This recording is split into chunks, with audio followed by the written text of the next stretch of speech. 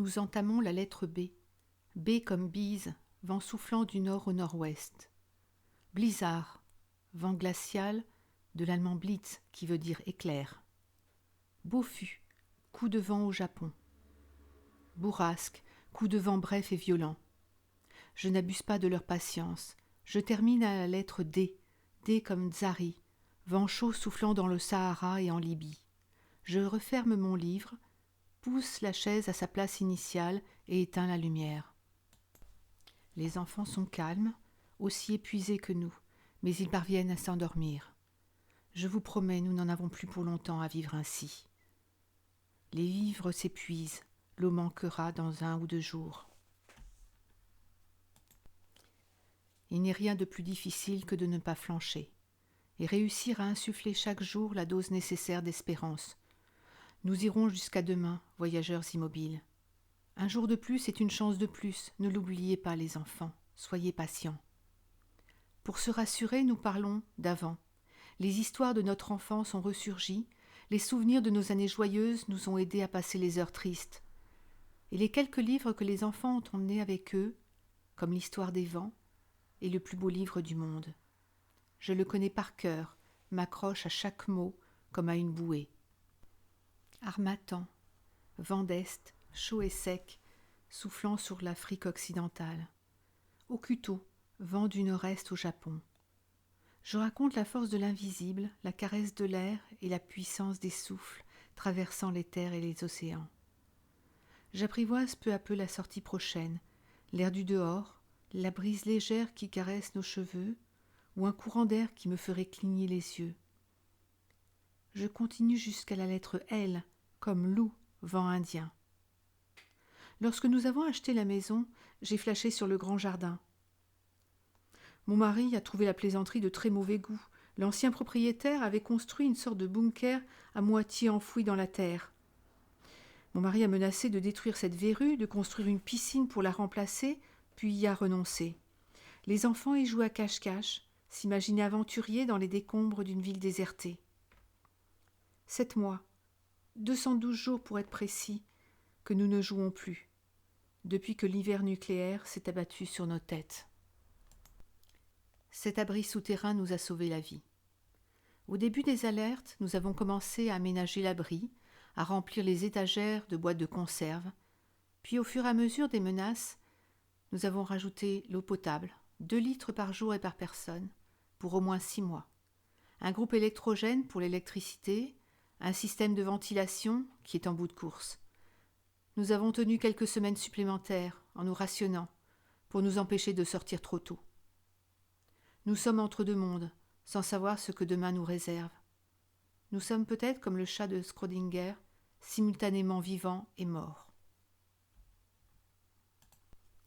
Nous n'avons aucune nouvelle de l'extérieur.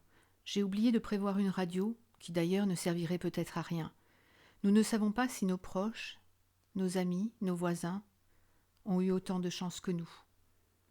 Et que reste-t-il du monde ancien ? J'ai renoncé à imaginer notre terre, nos océans et nos villes. Lors des dernières alertes, le gouvernement central prévoyait une baisse des températures de 10 degrés sur toute la surface du globe. Quelques mois après l'explosion de la bombe nucléaire, les tempêtes de poussière ont dû s'affaiblir. L'air est redevenu respirable.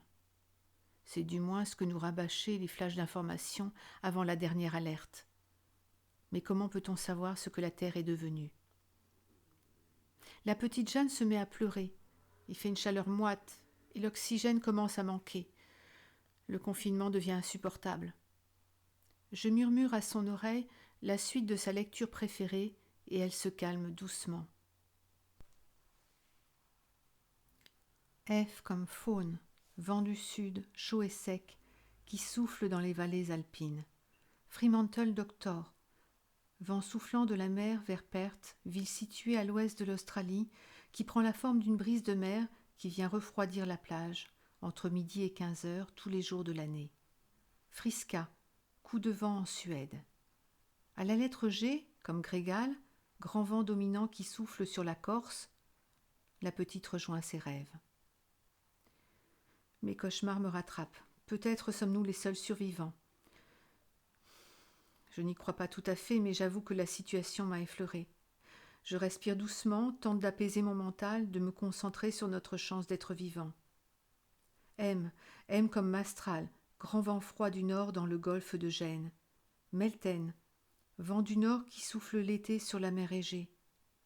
Mistral, vent qui souffle violemment en Méditerranée, de Sète à Toulon.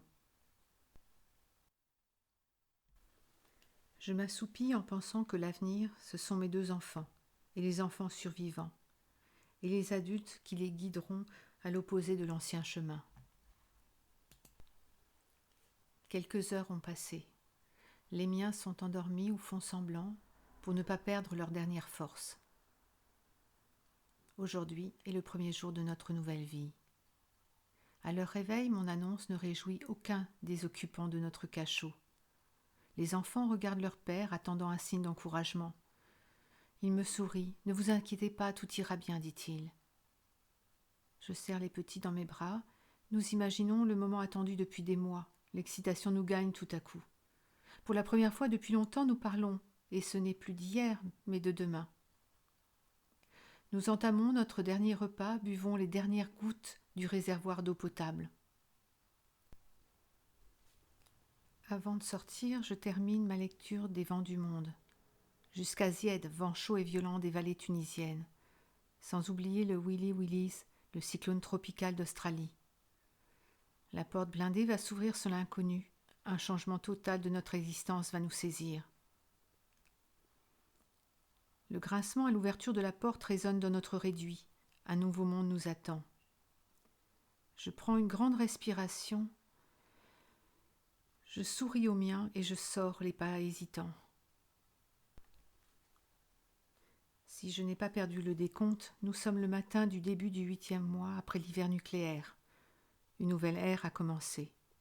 Nous sommes prêts à la découvrir, vivants et puissants, prêts à ne pas oublier le monde d'avant, impatients d'inventer le nouveau. Nous ferons de notre mieux.